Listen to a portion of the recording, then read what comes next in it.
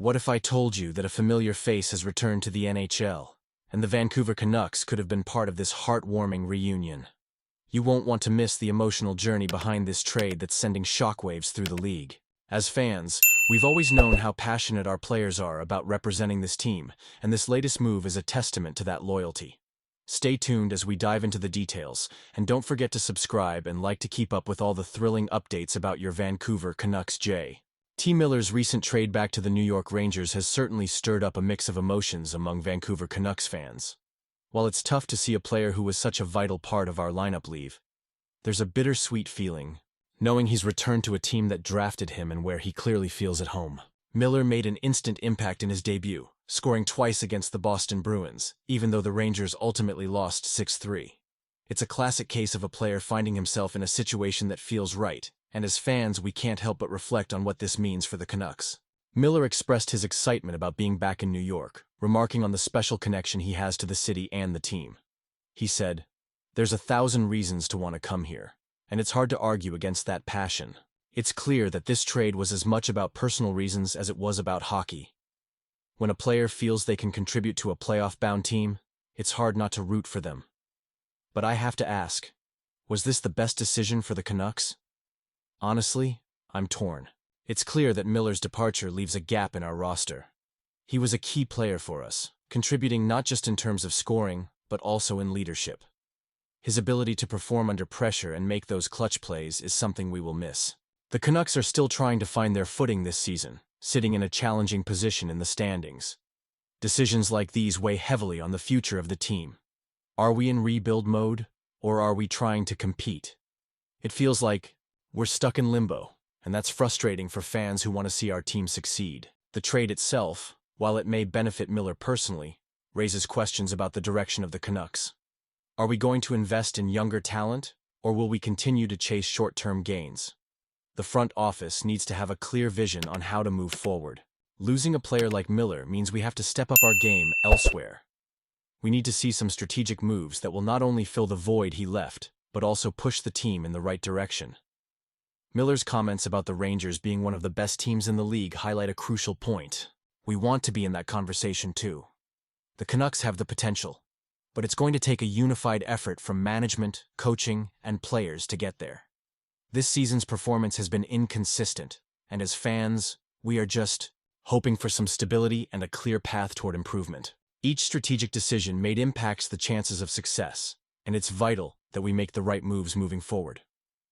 And let's not forget the emotional side of this. As fans, we invest so much into the players and the team. Seeing Miller thrive in New York can be a painful reminder of what could have been. His friendship with Trocheck and the excitement surrounding his return to the Rangers adds another layer to this narrative. It's a story of dreams fulfilled, but for us Canucks fans, it's also about dreams deferred. The Vancouver Canucks are gearing up to make some significant moves, and the buzz around the team is palpable. After recently acquiring defenseman Marcus Pettersson and forward Drew O'Connor, it looks like management is already on the offensive, looking to secure long-term deals for both players. This is the kind of proactive approach we've been hoping to see, especially as the NHL cap situation becomes clearer and players are eager to cash in on their performances. With the news from Elliot Friedman and the fourth period indicating that extension talks will start this week, the excitement is building. Now let's talk about the numbers. The Canucks have freed up some cap space, particularly with JT Miller's hefty contract no longer a factor. This gives them a real opportunity to lock down these promising players before they hit unrestricted free agency this summer. I mean, who wants to see Pettersson and O'Connor walk away? Not us, that's for sure. It's smarter to negotiate now and avoid the risk of losing them to other teams. Pettersson is a player I've been excited about since his days with the Penguins. His plus-minus of +168 speaks volumes about his defensive reliability, and at just 28 years old, he's entering his prime. Last season, he hit a career high of 30 points, showcasing his dual-threat ability on both ends of the ice. If he can bring that kind of offensive contribution to Vancouver, I can easily see him being worth a contract of 6 years or more. Given the Canucks' current cap situation with around $26 million to play with, anything below $7 million feels like a smart move for a player of his caliber. And then there's Drew O'Connor. At 26, he's still young enough to be molded into a key player for our squad. With 33 points last season, he demonstrated his potential, and I think Vancouver could really benefit from his offensive upside. He provides depth on the left wing, which we know is crucial in today's NHL. If he can find his groove here, who knows what kind of impact he could have on the team. But here's the question. Are these the right moves for the Canucks? Honestly, I'm torn. On one hand, securing Pettersson and O'Connor could solidify our roster for years to come. On the other, there's always the risk of overcommitting to players who might not reach their full potential in a new environment. It's a delicate balancing act that can make or break the future of our beloved team. I really want to hear your thoughts on this direction the Canucks are taking. Do you think this was the best decision? Are we making the right call by locking these players down now? What are your expectations for their contracts?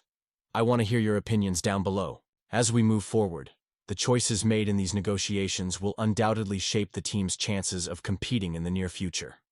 The excitement in Vancouver is palpable, and we all have a stake in how this unfolds.